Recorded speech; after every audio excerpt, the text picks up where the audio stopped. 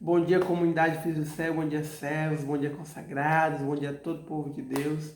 Estou aqui atendendo a solicitação, chamada do nosso pastor, que me pediu para partilhar a respeito do evangelho de hoje, do Salmo. Quero saudar toda a comunidade, que eu estou com muita saudade de vocês, dos nossos grupos, dos nossos encontros, também das nossas arenas, tá certo? Saudade muito de vocês, se Deus quiser, logo logo a gente vai estar voltando ao nosso ambiente de comunidade, né? Eu queria invocar a Santíssima Trindade, em nome do Pai, do Filho e do Espírito Santo. Amém. Meus irmãos, o evangelho de hoje é um pouco longo, o salmo já é um pouco menor, e eu vou colocar aqui embaixo o salmo, vou colocar aqui embaixo também o evangelho, tá certo? O evangelho está em João, no Evangelho de João,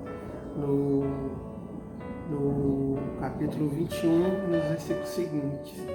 E eu não tive muito tempo para me preparar, mas eu queria chamar a atenção para três aspectos que eu vejo muito importante acontecer nesse Evangelho. Eu queria que você fizesse a leitura e você refletisse comigo. O primeiro ponto que eu queria chamar a atenção é que Jesus aparece aos discípulos mais uma vez. Antes ele tinha aparecido às mulheres e na frente ele aparece aos discípulos de Emaús e agora ele aparece aos discípulos que estavam pescando. Ou seja, Jesus sempre aparece a um grupo, né? Jesus sempre aparece quando as pessoas estão reunidas em quantidade. Ou seja, para dizer que Jesus ele veio para a comunidade, ele veio para o povo de Deus e não para um. A gente não se salva só, a gente não consegue caminhar só, a gente não vive só, a gente não consegue ter uma vida boa só. Tudo da gente tem que ser relacionado. E é o que nós estamos hoje sendo um pouco privados por conta desse tal de coronavírus, por conta desse problema da saúde, né? Nós estamos sendo privados de viver em comunidade, nós estamos sendo privados de ir à nossa igreja, de ir ao nosso lazer, de ir aos nossos trabalhos. E primeira coisa que eu queria deixar aqui para você, eu queria perguntar como é que você está. Você servo, você filho de Deus, nós que vivemos no nosso ambiente de comunidade, né? Todos nós já estamos sendo afetados por isso no nosso íntimo, né? Todos nós já começamos a sentir saudades, o nosso lado emocional já começa a arder, né? Por conta dessa dificuldade, por conta que a gente não pode estar se encontrando. Porque o ambiente da comunidade, o ambiente da igreja, é onde a gente congrega, onde a gente tem laços, onde a gente cria laços e vive nessa relação de amor com o próximo. Então nós fomos separados por um momento por conta desse vírus e Jesus nos traz hoje essa vivência de comunidade. E talvez nós não estejamos conseguindo, claro, nós não estamos conseguindo ir às igrejas. A primeira coisa, e uma das coisas que eu queria deixar aqui para você é que a igreja, ela é você. A igreja, ela é a sua família, a igreja é a sua casa, a igreja é seu lar. Então, que você pudesse orar bastante nesse período que nós estamos em reclusão, que você aproveitasse bastante de viver a igreja doméstica, que é aquela igreja que aparece lá no Atos dos Apóstolos, quando os cristãos eram perseguidos. Eles não podiam mais frequentar o ambiente judaico, eles não podiam mais estar nas sinagogas, até porque não se convinha mais, né? não era mais propício para ele, porque o cristianismo começava a surgir e começava a se desligar do judaísmo. Então, eles não participavam mais nas sinagogas, nos templos, mas sim nas casas, e muitas vezes às escondidas, muitas vezes correndo perigo de vida mesmo. Então a igreja doméstica, ela acontece também em mim, em você, em nossas casas, e a gente tem que valorizar isso.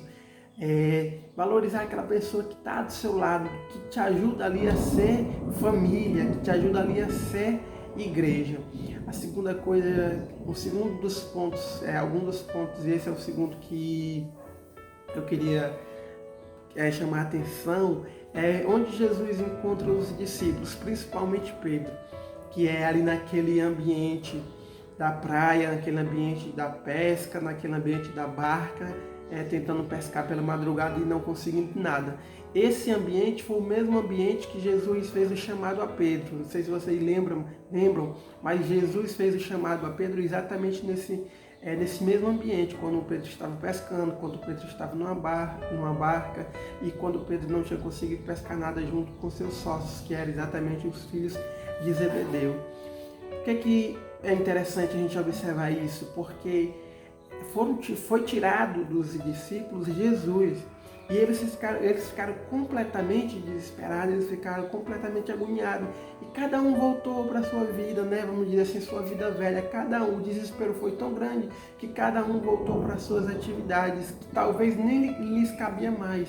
Talvez eles poderiam ali ter tentado um novo rumo, mas o desespero dele foi tão grande quando foi tirado o mestre, quando foi tirado o Messias, que eles acabaram voltando tristes e abatidos para suas atividades. Eu queria que isso não acontecesse com você. Eu sei que você deve estar na sua casa, deve estar tendo muitos problemas, já começa a se estressar, não tem como, né? A gente já começa a estressar, tem um estresse aqui, tem um estresse ali, eu não estou aguentando mais ficar dentro de casa. Mas eu queria que você não caísse nesse desespero como caiu os discípulos. Porque eu queria chamar a atenção para você uma coisa.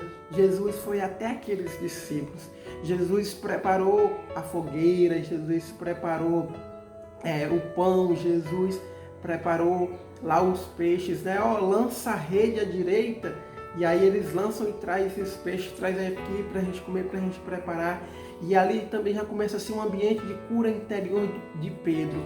Então, quando Cristo foi tirado dos discípulos e eles não podiam mais ir até Cristo, Cristo veio até os discípulos. E na nossa realidade, como geral, quando nós ainda éramos pecadores, inclusive era uma das pregações que eu fazia no meu canal de evangelização Palavra de Deus, ao Teu Coração no YouTube, se você quiser procurar aqui, vou deixar até o link aqui também para você. Era uma das pregações que eu fazia, que quando nós não merecíamos, São Paulo nos diz, quando nós ainda éramos pecadores, Deus provou que nos ama através de nosso Senhor Jesus Cristo, Cristo morrendo na cruz. Então, quando tudo parecer perdido, Cristo vai até você, Cristo vai até a mim, Cristo vai até a nossa igreja doméstica, a nossa família. E para finalizar essa partilha com vocês, lembrar do nosso salmo, que a resposta é a pedra que os pedreiros rejeitaram tornou-se pedra angular, ou seja, pedra de sustento, pedra base. E lembrar o que aconteceu com os discípulos. Eles não pescaram nada. Pedro não pescou nada antes de ter encontrado Jesus e de acolher o chamado. E agora eles também não conseguiram pescar nada. Mesmo voltando para os seus trabalhos, passando a madrugada toda, não conseguiram pescar nada. Pedro conseguiu pescar quando Jesus pede para ele, lá no primeiro encontro, pede para ele lançar as redes em águas mais profundas. Nesse segundo momento aqui, os discípulos conseguem pescar quando escuta Jesus e diz assim, quando escuta Jesus e Jesus lhe diz, né? Lançar um pouco mais à direita. E aí, quando acontece esse escuto de Jesus, as redes vêm cheias de peixes. E antes elas voltam vazias. Depois da escuta por Jesus, elas voltam cheias. Significa dizer, meu irmão, que quando a nossa vida não tem Jesus, não adianta.